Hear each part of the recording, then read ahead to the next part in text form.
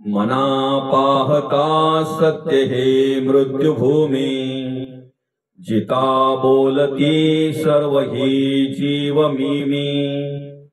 चिरंजीव हे सर्व ही मानिताती, अकस्मात सांडोनिया सर्व जाती। जय जय रघुवीर समर्थ श्रीराम। या मृत्यू लोकामध्ये कार्य करत असताना अनेक संतांनी आपल्याला जाणीव करून दिलेली आहे की बऱ्याचशा ज्या काही गोष्टी आहेत,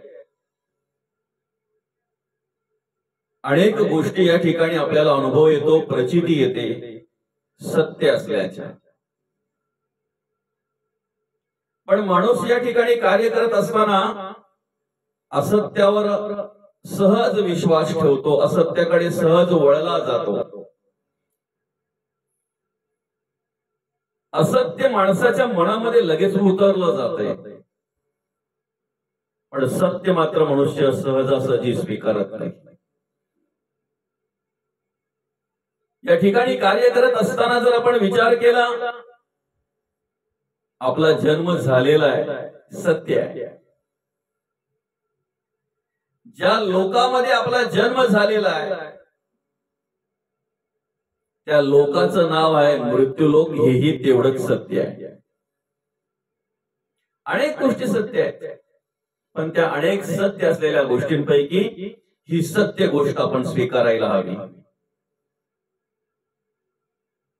मला एक दिवस जायचं आहे, एक दिवस या देहाची माती होणार आहे, एक दिवस या देहाची राख होणार आहे, एक दिवस या देहाला अग्नी दिला जाणार आहे। हे सत्य आहे, हे स्वीकारलं पाहिजे। आम्ही सगळ्या गोष्टींचं स्मरण ठेवतो, आम्हाला सगळ्या गोष्टींची आठवण असते। आम्ही आमचा संसार कधीच विसरत नाही, संसारात घडणाऱ्या घटना कधीच विसरत नाहीत। आमच्या आयुष्याच्या मार्गावर वाटचाल करत असताना जे काही सुख दुःख आमच्या वाट्याला येत आहे ते सुद्धा आम्ही सहजासहजी विसरत नाही। आमच्या संसारात ऋणानुबंधाने जोडलेली जी काही माणसं आहेत, बाई असेल, मुलं असतील, सोयरे असतील, मित्र असतील, यांना आम्ही विसरत नाही। यांचं स्मरण आम्हाला असतं, त्यांची आठवण आम्हाला असते। असू द्या, त्यांची आठवण आपण ठेवायलाच हवी। जर ऋणानुबंधाच्या गाठी ऋण फेडायचे आहेत तर मग आठवण पण ठेवायला हवी, त्यांना विसरून कसं चालेल। पण ह्या सगळ्या गोष्टींचं जर स्मरण आम्हाला असतंय, या सगळ्या गोष्टींची जर आठवण आम्हाला असते, ह्या सगळ्या गोष्टींची परत परत परत परत जर आम्हाला आठवण येत असते, तर आम्हाला एक दिवस जायचं आहे हे आम्ही का बरं विसरतोय? एक दिवस या जगाचा निरोप आम्हाला घ्यायचा आहे हे का बरं आम्ही विसरतोय? मंदिराकडे बघितल्यानंतर आम्ही नमस्कार करतोय, नुसता कलश जरी आम्हाला दिसला तरी आमचे हात जोडले जातात। ते मंदिर कसलं आहे तेही आम्हाला माहिती नसतंय। आमची श्रद्धा आहे, निष्ठा आहे, विश्वास आहे, भाव आहे आमचा। कधीतरी प्रवासामध्ये एखादी नदी जर असेल, त्या नदीकडे, त्या पात्राकडे, त्या पाण्याकडे बघितल्यानंतर आमचे आपोआप हात जोडले जातात। त्या आपाला नमस्कार करतोय आम्ही, सूर्याला नमस्कार करतोय आम्ही। एखाद्या ठिकाणी जर आम्ही एखाद्या रस्त्यातून जात असू तर त्या रस्त्याच्या बाजूला शेंदूर लावलेला जर असेल ना एखादा दगड, तर त्याला सुद्धा आम्ही देव म्हणून नमस्कार करतो। का? ती भावना आमच्या अंतःकरणामध्ये आहे, तो भाव आमच्या अंतःकरणामध्ये आहे। श्रद्धा आहे, निष्ठा आहे आमची, असायलाच हवी। पण मग कधीतरी गाव सोडता सोडता गावाच्या बाहेर असलेली ती स्मशानभूमी, तिकडे बघून तुम्ही हात जोडू नका, पाया पडू नका। पण कमीत कमी तिकडे बघून एवढं तरी स्मरण ठेवा की एक दिवस मला या ठिकाणी यायचं आहे. माझी शेवटची जागाच ही आहे, माझी शेवटची जागाच ही आहे. आणि हे स्मरण जर आम्ही ठेवलं तर आमच्या आयुष्यातले सगळे वाद त्याच दिवशी मिटले जातील. आम्हाला एक दिवस जायचंय, आम्हाला एक दिवस मृत्यू आहे, या देहाची एक दिवस माती होणार आहे, राख होणार आहे एक दिवस या देहाची. तो दिवस आम्हाला माहिती नाहीये, पण आहे हे निश्चित आहे, आमच्या आयुष्यामध्ये एक दिवस तो आहे. मृत्यूचं स्मरण असावं, भय नसावं. हे स्मरण आम्ही ठेवलं पाहिजे, ही आठवण आम्ही ठेवली पाहिजे.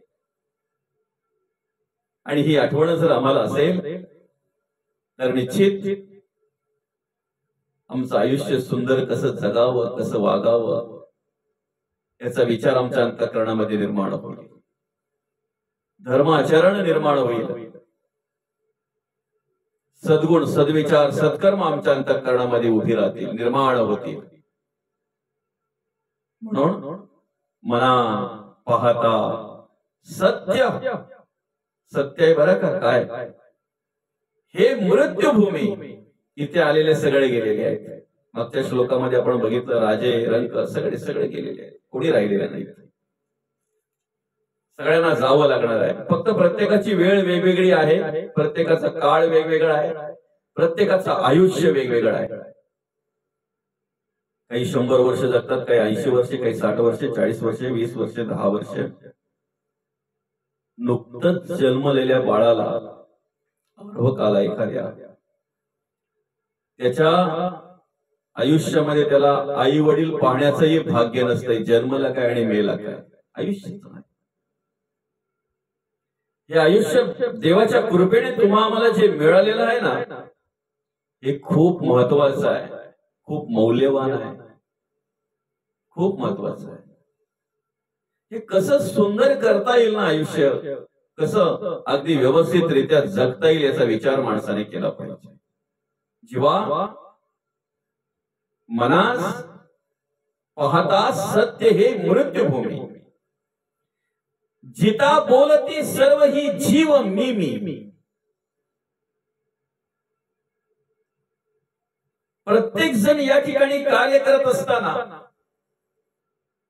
मी हे करतोय म्हणून होतंय, माझ्यामुळे चाललंय, मी आहे म्हणून सगळं चाललंय, माझ्यामुळे सगळे घरातले व्यवस्थित आहेत. हो, कधी कधी बोलता बोलता तो बोलतोय सुद्धा, मी कमवून आणतोय म्हणून तुम्ही खाताय, मी पोचतोय तुम्हाला, मी आहे म्हणून तुम्हाला 2 घास वेळेवर खायला मिळतात. कधीतरी आपण हा मी शोधण्याचा प्रयत्न केलाय का? कधीतरी मी शोधण्याचा प्रयत्न केलाय, मी कोण आहे? या देहामध्ये 84 तत्व मांडलेली आहेत. त्या 84च्या 84 तत्वांचा जर आपण विचार केला, अभ्यास केला, तर मी हे तत्वच नाही आहे, मी हे तत्व नाही आहे. मग मी हे तत्व निर्माण झालं कसं?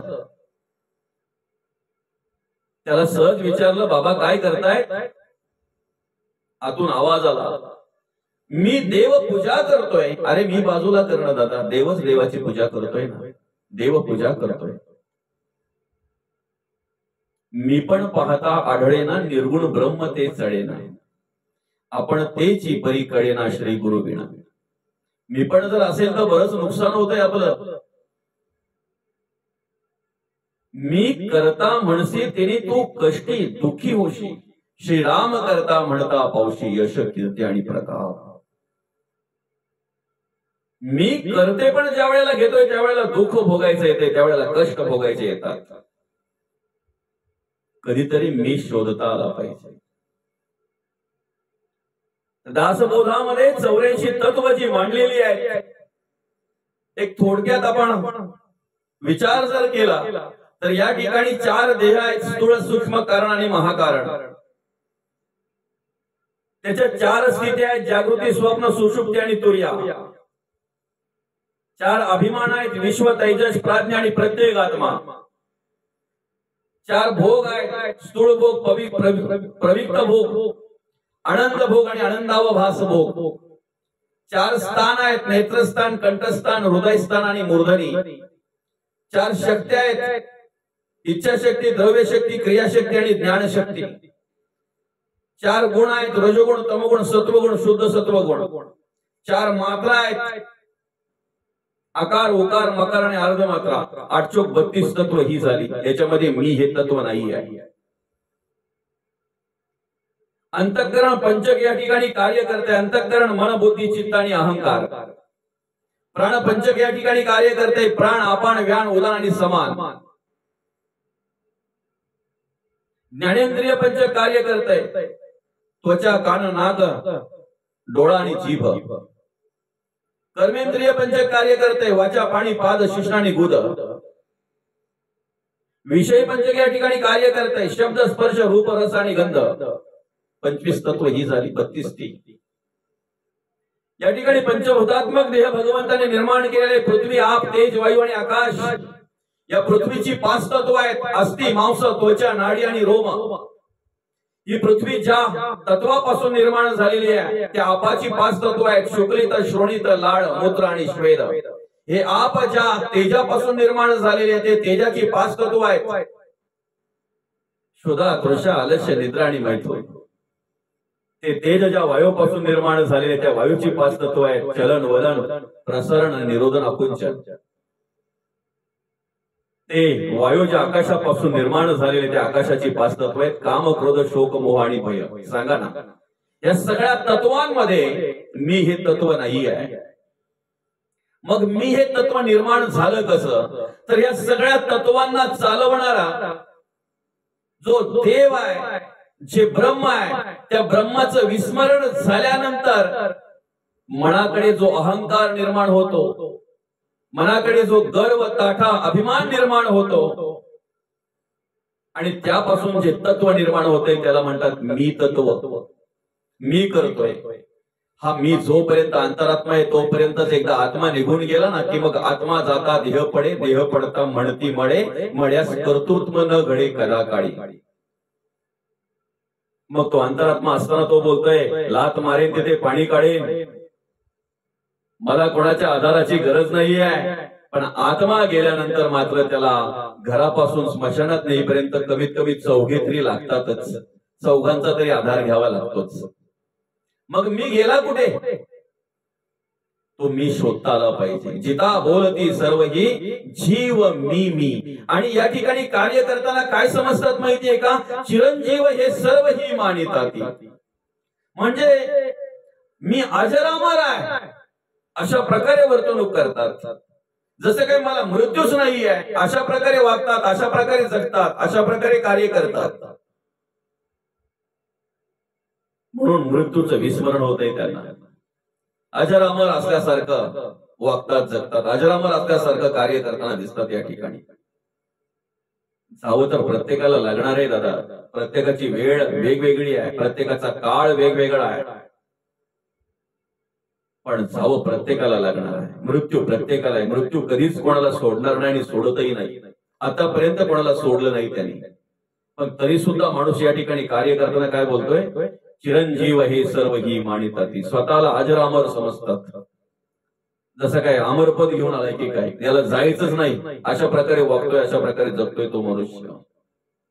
पण शेवटी मात्र जर पाहायला गेलं अकस्मात सांडोनिया सर्व जाती. येताना तर काही आणलेलं नाही आहे, पण आयुष्यभर केलेला आटापिटा, धावपळ, हाडाचं पाणी, रक्ताचं पाणी केलं, हाडाची काढा केली त्याने, धावपळ केली त्याने, कधीही स्थिर राहिला नाही. शेवटी काहीही बरोबर घेऊन जाता येत नाही. कोणाचे कोणी तुझे नव्हे रे कोणी, अंती जासील एकला रे प्राण्या माझे माझे म्हणून. बंधू कोणाची, बहीण कोणाची, कोण कोणाचे सगळे सोयी रे, मेल्या पोटी सर्वच राहील, तुटतील धागे दोरे प्राण्या मायेचा बाजार. 2 दिवसाची तुझी जवानी नाही पुढे टिकणार रे, वृद्धपण येता जवळी वैद्य काय करणार. प्राण्या माईचा बाजार. म्हणून दादा, जोपर्यंत तो अंतरात्मा आहे ना, तोपर्यंत चांगलं जगता वागता आलं तर बघावं. जन्म आपल्या हातात नाहीये, मृत्यूही आपल्या हातात नाहीये, पण मधला आयुष्य आपल्या हातात आहे, मधलं जीवन आपल्या हातात आहे. ते जीवन कसं सुंदर होईल ना, यासाठी प्रयत्न करायचे. ते आयुष्य कसं चांगल्या प्रकारे उत्तम प्रकारे जगता येईल ना, यासाठी प्रयत्न करायचे. म्हणून समर्थ या ठिकाणी ओळख करून देतात, मना पाहता सत्य हे मृत्यूभूमी, जिता बोलती सर्व ही जीव मी, चिरंजीव हे सर्व ही मानिताती, अकस्मात सांडून या सर्व जाती. जय जय रघुवीर समर्थ.